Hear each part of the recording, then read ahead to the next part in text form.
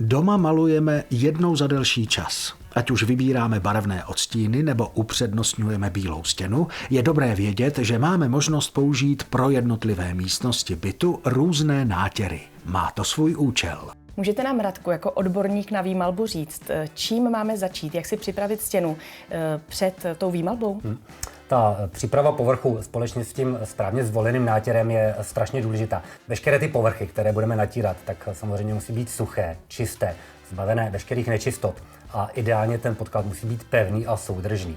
Veškeré ty povrchy, protože budeme používat kvalitní nátěry, tak je potřeba důkladně zakrýt. To znamená podlahové plochy, případně nábytek, zárubně, vypínače. Ve chvíli, kdy máme všechno zakryté, tak jedna z těch dalších důležitých věcí je zhodnotit stav toho povrchu, který budeme malovat.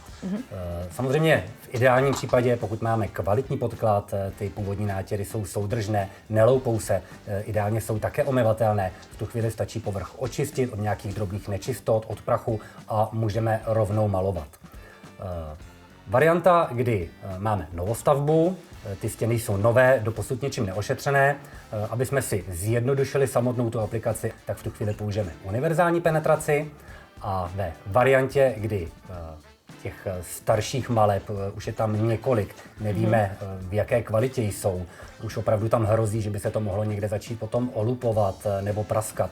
V tu chvíli je nutné ten podklad dostatečně propenetrovat a ideálně použít hloubkovou penetraci. Jaké máme možnosti při volbě malířského nátěru?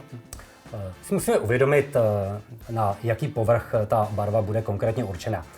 Samozřejmě pro ty méně náročné provozy, ať už se jedná o nějaké obývací prostory, ložnice, pracovny, nám postačí takové ty vysoce otěruzdorné, kvalitnější nátěry.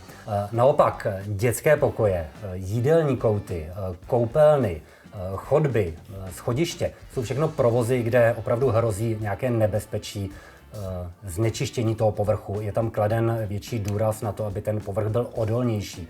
Dnešní moderní nátěry nemají pouze dekorativní účel, ale v mnoha případech nám slouží jako funkční nátěr. Takovými těmi typickými jsou dnes omyvatelné nátěry, které už jsou dnes běžně používané.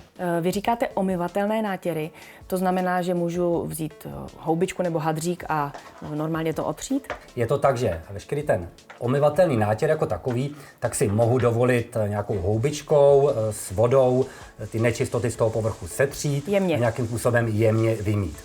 V případě, že ten povrch mám více znečištěný, ať už od nějakých znečišťovačů typu třeba kečupu, hořčice, oleje nebo nějakých popisovačů od dětí, už i na takové nečistoty nebo na takové zatížení jsou nátěry, kde si můžeme dovolit trošku větší tlak při čištění, dokonce při nějakém drhnutí, aby jsme ty nečistoty z toho povrchu se snažili vyčistit. Když z nich lze odstranit i tak velké nečistoty, nepřestanou pod nimi ty stěny dýchat? Drtivá většina všech těch dekorativních, interiérových a dokonce i omyvatelných nátěrů, tak jsou vysoce paropropustné. To znamená, že nezamezují pronikání vodním parám a ta stěna může stále přirozeně dýchat. V prostorách, jako jsou koupelny, kuchyně, kde během toho denního provozu samozřejmě je větší intenzita vlhkosti.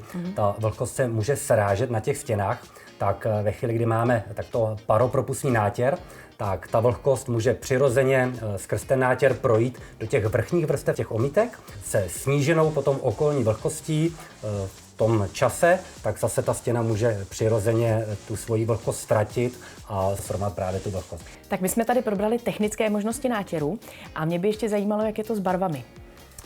Tak určitě to není jenom o nějakém bílém odstínu nebo o velmi omezené škále odstínů z takzvaných těch redimixových řad, ale k dispozici je samozřejmě možnost tónování a prakticky natónování jakéhokoliv odstínu až do 10 000 odstínů. V podstatě můžeme ten nátěr jako takový přizpůsobit potom tomu našemu danému interiéru, sladit to s nějakými ostatními doplňky v tom interiéru.